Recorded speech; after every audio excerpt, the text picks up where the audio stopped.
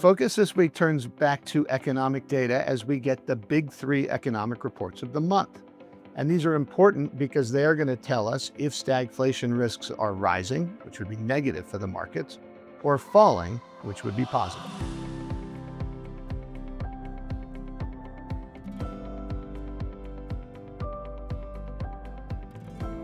The first important event comes Tuesday, and it's the ISM Manufacturing PMI.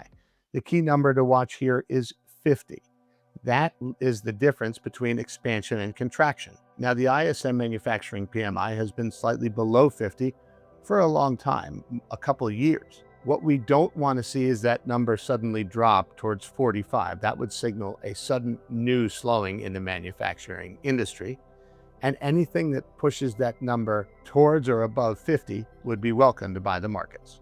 Turning to the ISM Services PMI, that comes on Thursday and is the second important event this week. Again, the key number here is 50.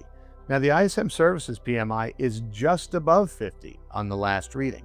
We do not want to see that number drop below 50 because if it does consistently, that will be a negative economic signal. Finally, the most important event of the week is Friday via the jobs report. Now, last month, we had an awful jobs report. If we get another awful jobs report, you are going to see recession fears spike and stagflation fears surge, and almost certainly stocks drop.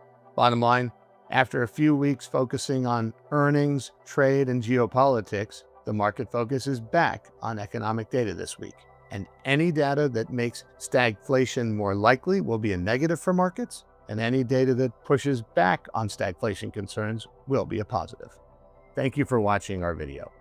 If you found this analysis and commentary useful, please like, comment, or subscribe to our YouTube channel to continue to get important market updates.